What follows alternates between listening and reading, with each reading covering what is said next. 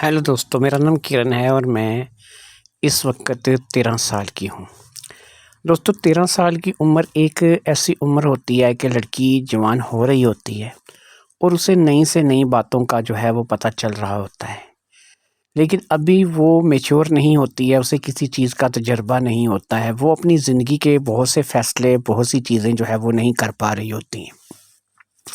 School की लड़कियां, सहेलियां, दोस्त जो हैं वो भी क्योंकि उसकी हम उम्र होती हैं और वो भी इसी कैफियत से गुज़र रही होती हैं, तो सारी ही दोस्तें जो हैं जब बैठती हैं तो अपने अपने तजर्बे बयान करती हैं और अपनी अपनी बातें जो हैं वो बताती हैं। बहुत सी लड़कियां 13 साल की उम्र में, कोई अब ऐसी नहीं रहती जिसकी उम्र 13 साल हो और उसे मीठा साल ना लगा हो। लिहाजा मुझे भी मीठा साल लग चुका था और मैं 13 साल की जो है वो एक खूबरू नौजवान बच्ची थी। मुझे अभी भी मतलब कि लोग बच्चों में ही गिनते थे, बड़ी लड़की नहीं कहा जाता था। और मैं आपको बताती चलूँ कि मैं काफ़ी हद तक खूबसूरत थी और दिखने में भी जाज़िब नज़र थी।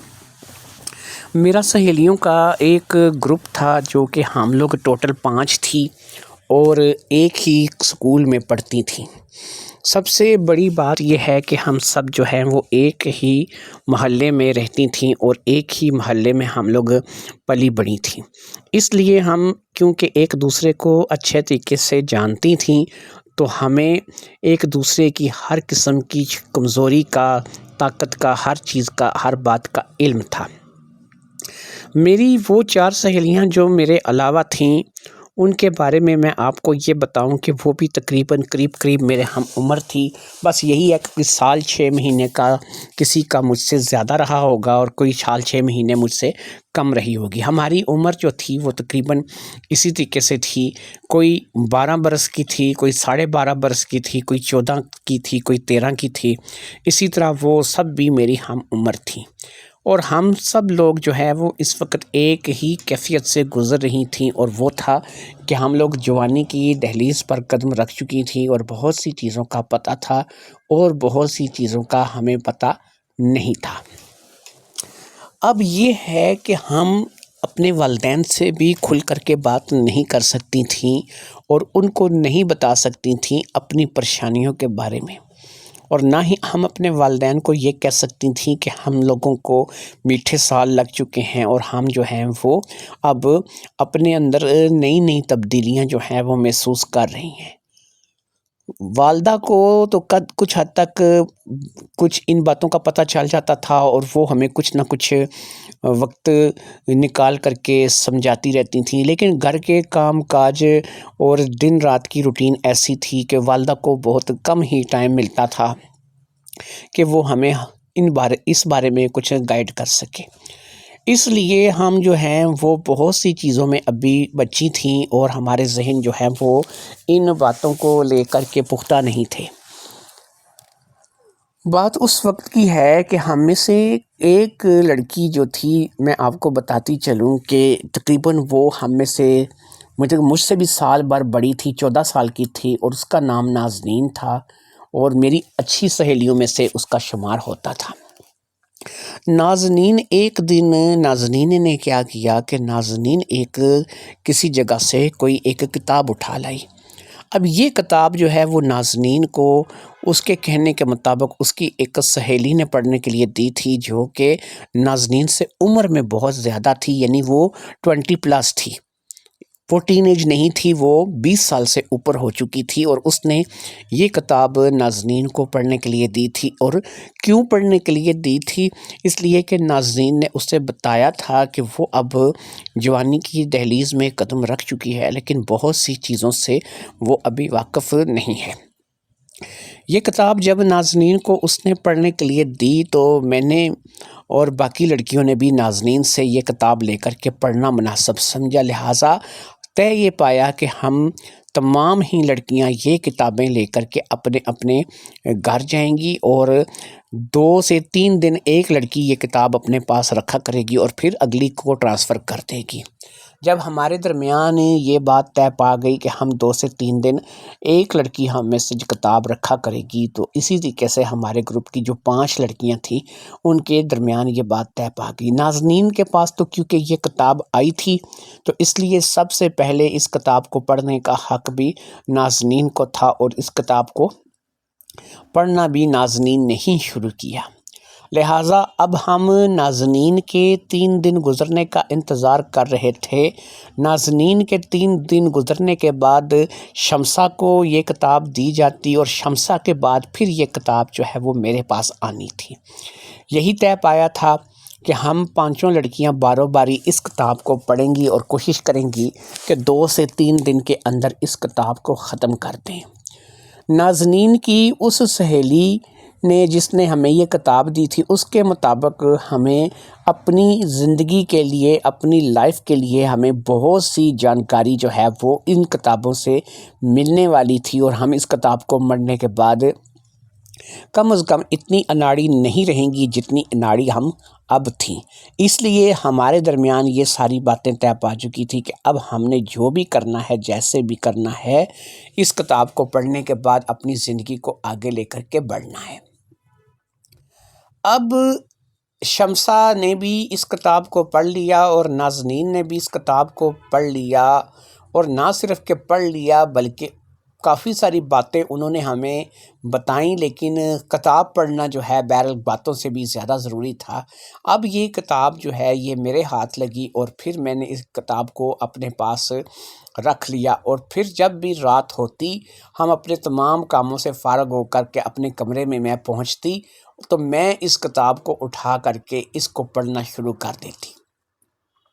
میرا کمرہ میرے گھر میں بالکل علیحدہ تھا، اور میں اپنے پاپا کی اکلوتی بیٹی تھی، اور میں گھر میں کوئی اور بھائی بہن بھی نہیں تھا۔ اس لیے مجھے اس کتاب کو اپنے کمرے میں رکھنے اور پڑھنے میں کسی قسم کی کسی دقت کا سامنا نہیں کرنا تھا۔ لہٰذا میں اپنے کمرے میں جب بھی جاتی کمرے کی کنڈی کو اچھی طرح سے بند کرتی، اور پھر آرام سکون سے اپنے بستر میں لیٹ کر کے اس کتاب کو پڑھنا شروع کر دیتی۔ واقعی کتاب انتہائی دلچسپ تھی، اور انسانی زندگی کے متعلق بہت سی باتیں اس میں پتہ چلتی تھیں۔ نئی لڑکی جو کہ جوان ہو رہی ہے، اس کی میڈیکل پرابلمز کیا ہوتی ہیں، اس کی جسمانی صحت کیا ہوتی ہے، اس کے لیے کیا صحیح ہے کیا غلط ہے، یہ تمام باتیں مجھے اس کتاب سے سمجھنے اور سیکھنے کو مل رہی تھیں۔ یہ بیسکلی ایک ایسی کتاب تھی جو کہ ہر گھر میں ہر لڑکی کے پاس ہونی چاہیے، کہ جسے اس بات کی سمجھ نہیں ہے کہ وہ اب بڑی ہو رہی ہے اور اس نے کیا کرنا ہے۔ اس کتاب سے واقعی مجھے بہت مدد ملی، اور میں واقعی اپنے اس کتاب کو لے کر کے اچھے طریقے سے بہت سی باتوں کو سمجھ پائی۔ میرے بہت سے سوالوں کے جواب جو تھے وہ مجھے اس کتاب سے مل گئے تھے۔ یہ اس کتاب کے پڑھنے کے تقریباً 3 سے 4 دن بعد کی بات ہے۔ کتاب میں اب اپنی ایک اور سہیلی کو جس کا نام ناظمہ تھا ٹرانسفر کر چکی تھی، اور اب ناظمہ جو ہے وہ اس کتاب کو پڑھ رہی تھی۔ یہ کتاب کو پڑھنے کے 3-4 دن بعد کی بات ہے۔ آدھی رات کا وقت تھا کہ مجھے پیشاب کی حاجت محسوس ہوئی۔ میرے کمرے میں واش روم تھا، مجھے باہر جانا نہیں پڑتا تھا، لیکن مسئلہ یہ تھا کہ میرے کمرے میں جو واش روم تھا وہ کچھ مسئلے کا رہا تھا، یعنی کہ ہم لوگ جو وہاں پر گندگی کرتے تھے اس کو بہاتے تھے تو وہ صحیح طریقے سے بہہ نہیں رہی تھی۔ کچھ پیپ میں مسئلہ تھا جو کہ میں نے صبح اپنی امی کو بھی بتایا تھا، اور اس نے مجھے کہا تھا کہ 1 آدھ دن میں کسی کو بلا کر کے ٹھیک کرا دیں گی، اور تم اتنی دیر تک باہر والا واش روم جو ہے وہ استعمال کر لینا۔ باہر والا واش روم میرے کمرے سے نکل کر تھوڑا سا چلنا پڑتا تھا، اور پھر سیدھے ہاتھ پر راہداری میں وہ واش روم تھا۔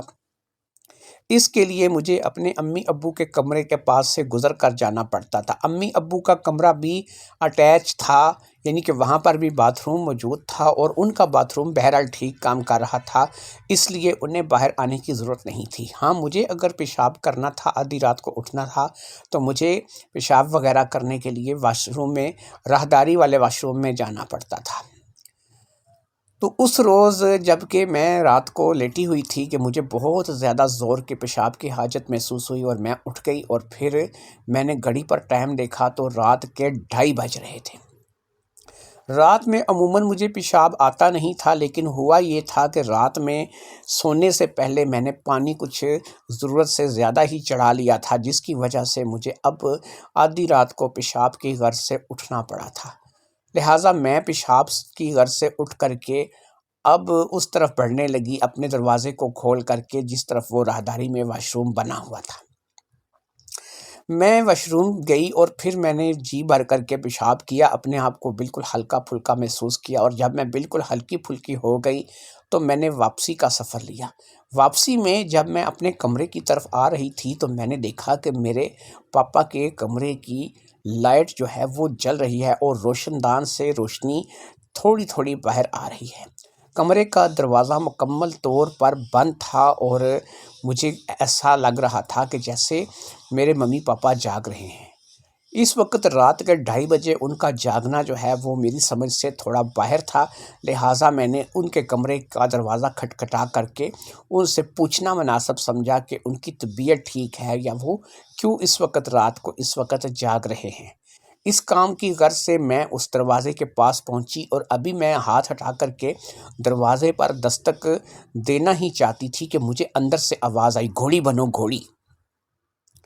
میں اس بات کو لے کر کے پریشان ہو گئی کہ اندر کون سی ایسی چیز ہے کہ جو گھوڑی بن سکتی ہے۔ مجھے اتنا پتا تھا کہ گھوڑی جو ہے وہ گھوڑے کی مادہ ہوتی ہے، یعنی گھوڑا ایک جانور ہے جو کہ بہت ہی پیارا سا جانور ہوتا ہے، اور اس کی جو مادہ ہوتی ہے اس کو گھوڑی کہا جاتا ہے، لیکن یہاں پر کون سی گھوڑی مراد تھی اس بات کا مجھے سمجھ میں نہیں آ رہا تھا۔ دروازہ جو تھا وہ لکڑ کی مضبوط لکڑ کا بنا ہوا تھا، اور اس دروازے میں کوئی ایسا ہول یا سوراخ بھی نہیں تھا کہ مجھے جو ہے وہ اندر کا منظر جو ہے وہ نظر آ سکتا یا میں اندر کچھ دیکھ پاتی۔ لہٰذا میں اب کان لگا کر کے دروازے کے ساتھ کھڑی ہو گئی اور میں پاپا اور ممی کی آوازیں سننے کی کوشش کر رہی تھی کہ وہ کس گھوڑی کے بارے میں ذکر کر رہے ہیں، آخر کون سی ایسی گھوڑی ہے جو کہ اس وقت، اور پھر پاپا ممی کو کیوں بول رہے ہیں گھوڑی بنو گھوڑی۔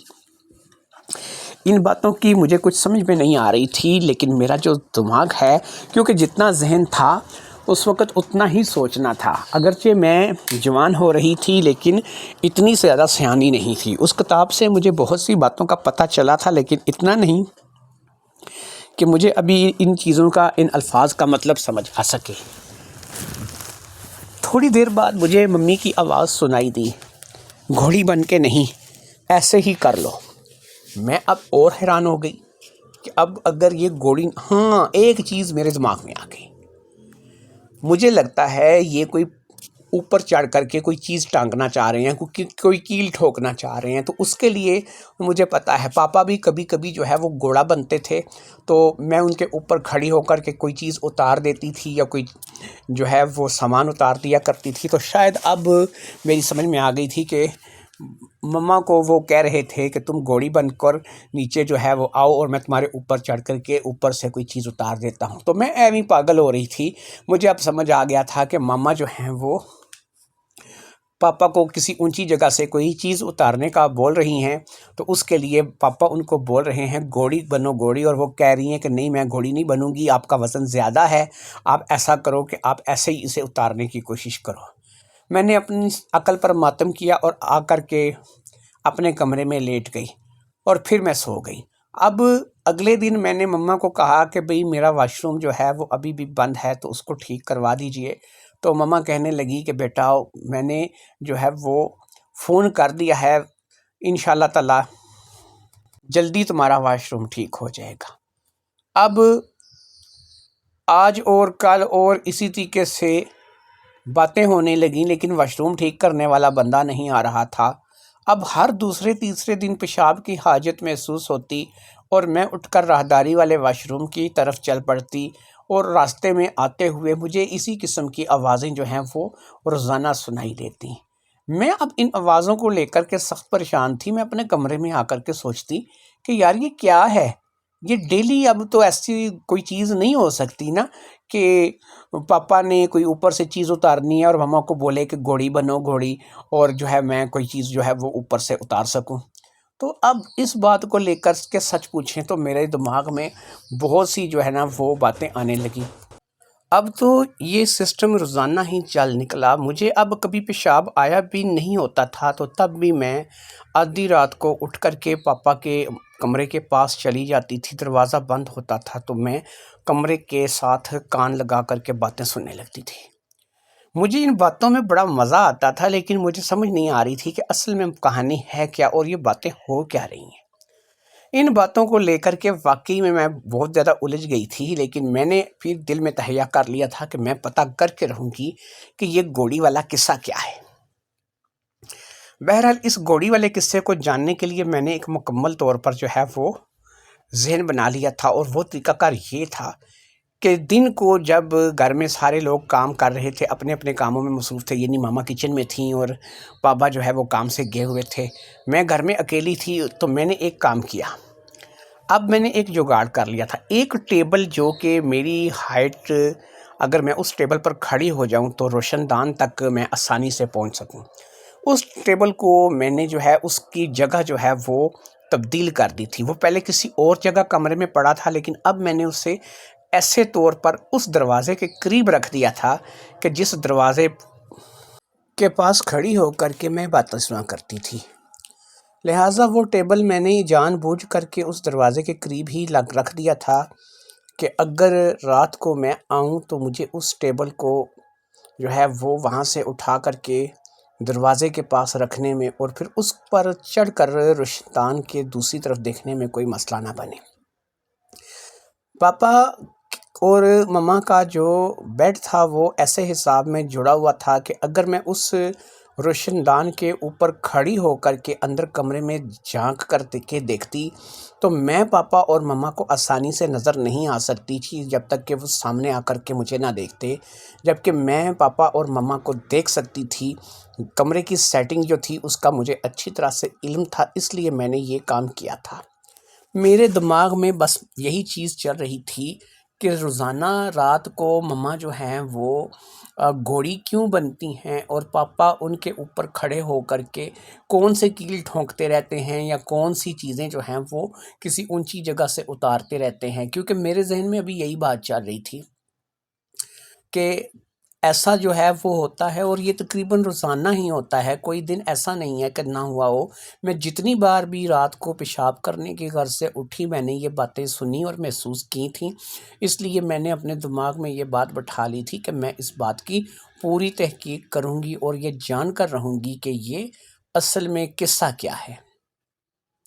لہٰذا میں نے اس بات کو اب اپنے من کے اندر ٹھان لیا تھا کہ میں اس کا پتہ کر کے رہوں گی. یہ ساری سیٹنگ کرنے کے بعد میں مطمئن ہو گئی تھی اور پھر اپنے کاموں میں لگ گئی تھی. اور ماما کو میں نے نہیں سمجھا کہ ایسا تھوڑا سا بھی محسوس ہوا کہ میں نے وہ ٹیبل جو ہے وہاں پہ اس جگہ پہ کیوں بدل دیا یا اس کی جگہ وہاں پہ کیوں بنا دی. ماما نے اس بات کا کوئی نوٹس نہیں لیا اور اسی طریقے سے دن گزر گیا. رات آ گئی اور پھر رات بھی آدھی سے زیادہ ڈھل گئی. وہی ٹائم ہوتا تھا ان کا 1:30 سے 2 بجے 2:30 بجے کا. تو میں اب تقریباً 2 بجے تک جو ہے وہ جاگتی رہی، حتیٰ کہ مجھے اسکول بھی جانا ہوتا تھا. لیکن آج کی رات میں خود جاگ رہی تھی، میں ذرا بھی نہیں سوئی تھی، کیونکہ آج کی رات میں اس راز کا پتہ کرنے جا رہی تھی کہ یہ آخر چکر کیا ہے. لہٰذا اب میں جو ہے وہ رات کے تقریباً 2 بجے کے بعد کا کچھ ٹائم ہوگا، 5-10 منٹ اوپر رہے ہوں گے کہ میں اٹھی اور پھر میں نے اپنے کمرے کا دروازہ آہستہ سے کھولا.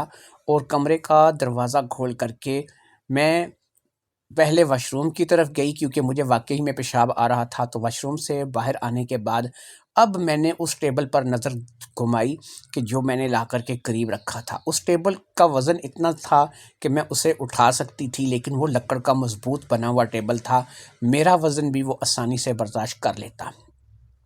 میں نے بنا کسی آواز کے اس ٹیبل کو اٹھا کر کے اس دروازے کے بالکل پاس رکھا اور پھر اس ٹیبل کے اوپر میں کھڑی ہو گئی. اس ٹیبل کے اوپر کھڑی ہونے کے بعد میرا سر بالکل روشن دان کے برابر آ گیا. روشن دان تھوڑا سا اٹھا ہوا تھا، جس سے ہلکی ہلکی روشنی اب بھی کمرے سے باہر آ رہی تھی. اور پھر پاپا کی آواز میرے کانوں سے ٹکرائی. وہ ماما کو بول رہے تھے گھوڑی بنو گھوڑی. مجھے اب سمجھ آ گیا تھا کہ وہ دوبارہ سے شاید مما کو نیچے گھوڑی بنا کر کے ان کے اوپر کھڑی ہو کر کے کوئی کیل ٹھونکنا چاہ رہے ہیں یا کوئی چیز اتارنا چاہ رہے ہیں، تو لہٰذا آج مجھے اس بات کا پتہ چل جائے گا کہ ڈیلی رات کو اسی وقت ایسا کام کیوں کرتے ہیں، اور روزانہ اسی وقت ان کو جو ہے وہ کوئی اونچی جگہ سے چیزیں جو ہے وہ کیوں اتارنی ہوتی ہیں۔ حتیٰ کہ میں کمرے میں اچھی طرح سے جانتی تھی کہ کمرے میں کوئی ایسا سامان تھا نہیں کہ جس کو روزانہ ہی بندہ اتارے یا چڑھائے، تو یہ مجھے ان بات کی سمجھ جو ہے وہ نہیں آ رہی تھی۔ اب جب کہ میں بالکل روشن دان کے سامنے آ گئی تھی، لیکن روشن دان کیونکہ ایسے انداز میں تھا کہ مجھے اندر کا منظر آسانی سے دکھائی نہیں دے رکھا تھا، اس لیے میں نے بڑے ہی آہستہ بغیر کوئی آواز کیے اپنے ہاتھوں کی مدد سے اس روشن دان کو تھوڑا تھوڑا اوپر کھسکانا شروع کر دیا تاکہ میں اندر کا منظر جو ہے اس کو بڑی آسانی کے ساتھ دیکھ سکوں، اور پھر آخر کار میرے لیے اتنی جگہ بن گئی کہ میں اب اندر کمرے میں دیکھ سکتی تھی، اور پھر میں اپنے اندر کمرے کے منظر کو جو ہے وہ اچھی طرح سے سوچ سمجھ سکتی تھی۔ اب میں نے جو ہے اس روشن دان کا جو ہے وہ سرا اٹھا کر کے اس کو تھوڑا سا اتنا بنا لیا تھا کہ میری آنکھیں اندر کا منظر آسانی سے دیکھ سکیں، لہٰذا جیسے ہی میں نے مناسب سمجھا کہ اب یہاں سے مجھے پورے کمرے کا منظر نظر آئے گا، میں نے روشن دان کو بالکل آہستگی کے ساتھ چھوڑ دیا۔ یقین کریں کہ میں اس وقت اپنے آپ کو جیمز بانڈ 007 سمجھ رہی تھی، اور ایک مکمل جاسوسی تھی جو میں کر رہی تھی، لیکن مجھے کچھ دنوں سے ان آوازوں نے پریشان کر رکھا تھا جو کہ میں آتے جاتے یہاں سے سنتی تھی، اور وہ بھی آدھی رات کے وقت، اور اس کا جواب مجھے حاصل کرنا تھا۔ لہٰذا میں نے اس کا جواب حاصل کرنے کے لیے اب اس روشن دان کو اتنا اٹھا دیا تھا کہ میں اندر کمرے میں آسانی کے ساتھ دیکھ سکتی تھی۔ اس وقت بھی پاپا اور مما کے درمیان مکالمہ جاری تھا، اور پاپا جو ہے وہ مما کو گھوڑی بننے کے لیے کہہ رہے تھے، لیکن مما کی آواز آ رہی تھی گھوڑی نہیں، ایسے ہی جو کچھ کرنا ہے کر لو۔ اب جب میں نے ان کو دیکھا تو ان کی پیٹھ میری طرف تھی، کیونکہ میں نے آپ کو بتایا نا کہ یہ سیٹنگ ہی ایسی تھی کہ وہ مجھے نہیں دیکھ سکتے تھے، میں انہیں دیکھ سکتی تھی، تو ان کی پیٹھ میری طرف تھی اور ان کے منہ دوسری طرف تھے، میں ان کو دیکھ پا رہی تھی لیکن وہ مجھے دیکھ نہیں پا رہے تھے۔ اب جب پاپا نے تھوڑا سا مزید فورس کیا تو انہوں نے کہا کہ ٹھیک ہے، اچھا میں بنتی ہوں گھوڑی۔ مجھے اندر کی آوازیں بھی صاف صاف سنائی دے رہی تھیں، اور پھر میں نے دیکھا کہ وہ گھوڑی بن گئی، اور پھر اس کے بعد جو کچھ ہوا اس نے تو میرے ہوش اڑا کر رکھ دیے اور مجھے اندر تک ہلا کر رکھ دیا۔ تو اچھا یہ ہوتا ہے گھوڑی بننا۔ اب میں نے اس بات کو اچھی طریقے سے جان بھی لیا اور سمجھ بھی لیا، بات میرے پلے اب پڑ گئی۔ اتنی بھی چھوٹی تو میں نہیں تھی کہ میں ان باتوں کو اب بالکل ہی نہ سمجھ سکتی۔ میں آرام سے ہی روشن دان سے اپنی نظریں ہٹائیں اور پھر نیچے اتر کر کے ٹیبل کو دوبارہ اس کی جگہ پر رکھا، اور یہ کام میں بنا کوئی آواز کیے کر رہی تھی۔ ہاں، ایک چیز اور تھی جو اب فرق پڑ چکا تھا۔ پہلے جب میں نے اس ٹیبل کو یہاں رکھ کر روشن دان سے اندر جھانکا تھا تو میرے اندر ایک اعتماد تھا، میرے اندر ایک طاقت تھی، لیکن اب میں اپنے آپ کو تھوڑا سا کمزور محسوس کر رہی تھی۔ ٹیبل کو اٹھاتے وقت، نیچے اترتے وقت میری ہاتھ اور پاؤں جو تھے وہ کانپ رہے تھے، لیکن بہرحال میں ان چیزوں کو محسوس نہیں ہونے دینا چاہتی تھی، لہٰذا میں نے بہت ہی احتیاط کے ساتھ ٹیبل کو دوبارہ اس کی جگہ پر رکھا اور میں اپنے کمرے میں واپس لوٹ آئی۔ وہ کتاب جو میں نے پڑھی تھی اس نے تو مجھے ایک سبق سکھایا تھا اور کچھ چیزوں کے بارے میں مجھے وہاں سے پتہ چلا تھا، لیکن اس کے بارے میں تو میں نے کبھی سوچا بھی نہیں تھا۔ یہ تو جو کوئی بھی تھا یہ تو ایک عملی اقتدام تھا، اور جو کچھ بھی ہو رہا تھا یہ میرے لیے یقین کریں کہ بالکل ہی ایک نئی اور انوکھی بات تھی۔ ایسا کبھی میں نے کہیں پہلے نہیں دیکھا تھا اور نہ ہی سنا تھا، اور سب سے بڑی بات یہ ہے کہ میری تمام دوست اور تمام سہیلیاں جو تھیں انہوں نے بھی نہ کبھی ایسا کچھ دیکھا تھا اور نہ سنا تھا۔ میں اب اپنی سہیلیوں کے ساتھ مل کر ایک نیا پلان بنانے والی تھی، اور مجھے یقین تھا کہ وہ پلان جو ہے وہ ہمیں بہت زیادہ کچھ سیکھنے میں مدد کرے گا۔ ہماری عمر ہی ایسی تھی کہ ہم اس وقت سیکھنے اور سکھانے کے عمل سے گزر رہی تھیں، تو لہٰذا میں نے اس چیز کا فیصلہ کر لیا تھا کہ میں اپنی سہیلیوں کے ساتھ مل کر ایک نیا پلان بناؤں گی۔ لیکن اس نیا پلان بنانے سے پہلے مجھے مزید بھی ابھی کچھ دیکھنا تھا، کچھ جاننا تھا۔ اس لیے مجھے ابھی جو ہے وہ اپنے پاپا کے کمرے کے باہر جا کر کے، مما پاپا کے کمرے کے باہر جا کر کے ٹیبل رکھ کر کے روشن دان سے ابھی بہت کچھ دیکھنا تھا، اور بہت کچھ سیکھنے کو مجھے ملتا، وہ بھی سیکھنے کو ملتا جو اس کتاب میں نہیں تھا۔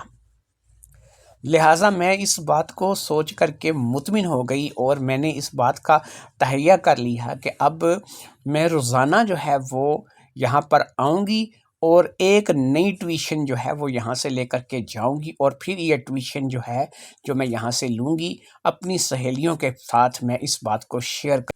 لہٰذا میں نے اپنی سہیلیوں کے ساتھ اس بات کو شیئر کرنے کے لیے اپنے ذہن میں ساری ترکیب بنا لی تھی، اور میں اپنی سہیلیوں کے ساتھ کیا شیئر کرنا چاہتی تھی، ان سے کیا کروانا چاہ رہی تھی، خود کیا کرنا چاہ رہی تھی، یہ میں نے مکمل ساری باتیں سوچ لی تھیں۔ اور اس ساری سوچ کے بعد اب میں اس نتیجے پر پہنچی تھی کہ مجھے جتنی جلدی ہو سکے اپنی سہیلیوں کو بھی یہ سب کچھ بتانا ہوگا۔ میں آ کر کے سو گئی، حتیٰ کہ نیند نہیں آ رہی تھی، سارے وہی منظر میری آنکھوں کے سامنے گھوم رہے تھے، لیکن پھر بھی میں آ کر کے سو گئی۔ اور پھر اگلے دن جب میں صبح سو کر کے اٹھی تو میں سکول چلی گئی۔ سکول جانے کے لیے یقین کریں کہ طبیعت بھی نہیں مان رہی تھی اور من بھی نہیں تھا، ذہن بہت باری باری تھا، لیکن اب ساری بات ہے میں سکول جانے سے انکار نہیں کر سکتی تھی، کیونکہ میری سہیلیوں کے ساتھ ملاقات سکول میں ہی ہوتی، اور وہیں پر میں اپنی دوستوں کے ساتھ کھل کر کے ہر ایک بات کو کر سکتی تھی۔ لہٰذا جب میں سکول پہنچی تو تمام سہیلیاں آ چکی تھیں، اور ہم لوگ جو ہے وہ اپنی کلاس اور پیریڈز اور سکول کے دیگر کاموں میں الجھ گئے۔ اور پھر جب آدھی چھٹی کا وقت ہوا تو ہم سب لوگ اکٹھی ہوئیں، سب لوگ اپنے اپنے گھروں سے لائے ہوئے ٹفن کھول کر کے ایک دوسرے کے سامنے بیٹھ گئی۔ کیونکہ ہم پانچوں کی بیٹھک اکٹھی تھی، تو بہت سے سکول کے اور جو افراد تھے، جو اور لڑکیاں تھیں یا اور لڑکے تھے، وہ ہم پانچوں کی بیٹھک میں مداخلت نہیں کرتے تھے۔ انہیں پتہ تھا کہ یہ پانچوں ہمیشہ اکٹھے ہی کھاتی پیتی ہیں۔ تو جب ہم لوگ اکٹھے بیٹھا کرتی تھیں تو کوشش یہ کیا کرتی تھیں کہ اپنی بالکل ایک الگ سی جگہ بنائیں جہاں پر دوسروں کا کوئی دخل نہ ہو۔ لہٰذا ہم پانچوں ایک علیحدہ جگہ پر بیٹھ گئیں اور کھانے پینے لگیں۔ اب میں نے کھنکار کر اپنا گلا صاف کیا اور اپنی تمام سہیلیوں کو مخاطب کیا، تمہیں پتہ ہے آج میں تمہیں کیا بتانے والی ہوں؟ سب نے یک زبان ہو کر کہا، نہیں، ہمیں تو ایسا کچھ بھی نہیں پتا کہ تم ہمیں کیا بتانے والی ہو، ہم کوئی انتریامی تھوڑی ہیں کہ ہمیں تمہارے من کی بات کا پتہ چل جائے گا۔ تو میں نے کہا تمہیں میں بتاتی ہوں کہ گھوڑی کیا ہوتی ہے۔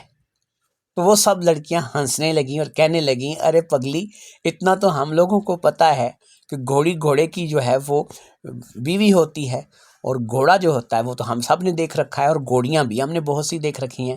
تو میں نے ان کو بتایا، میں تم لوگوں کو آج ایک ایسی گھوڑی کے بارے میں بتاؤں گی جو کہ گھوڑے کی بیوی نہیں ہوتی ہے، بلکہ وہ گھوڑی پاپا کی گھوڑی ہوتی ہے۔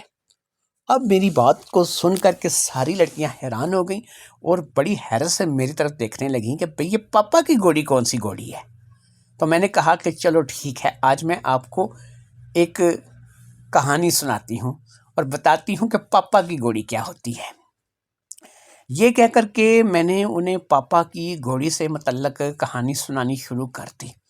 پانچوں لڑکیاں بڑی ہی دلچسپی کے ساتھ میری باتوں کو سن رہی تھیں، اور ان کو اچھی طریقے سے اس بات کی سمجھ آنے لگی کہ یار یہ تو واقعی پاپا کی گھوڑی اور گھوڑے والی گھوڑی، یہ تو دونوں مختلف چیزیں ہیں۔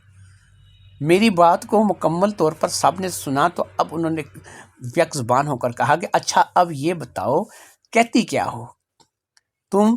یہ ساری باتیں جو ہم سے شیئر کر رہی ہو، چلو ہمیں اس میں نالج تو مل رہا ہے، لیکن تم کہتی کیا ہو، اب چاہتی کیا ہو؟ تو میں نے کہا مجھے کہنا اور چاہنا نہیں ہے، مجھے تو یہ کہنا ہے کہ اگر ہمارے گھر میں پاپا کی ایک گھوڑی ہے تو تم لوگوں کے گھروں میں بھی تو تمہارے پاپا کی گھوڑی ہوگی۔ تو میں کہتی ہوں کہ ہم سب کیوں نہ اس بارے میں پتہ کریں، اور پھر سب اپنا اپنا ایکسپیرینس ایک دوسرے کے ساتھ شیئر کریں۔ کیا تم لوگوں کے گھر میں بھی پاپا کی گھوڑی ہے؟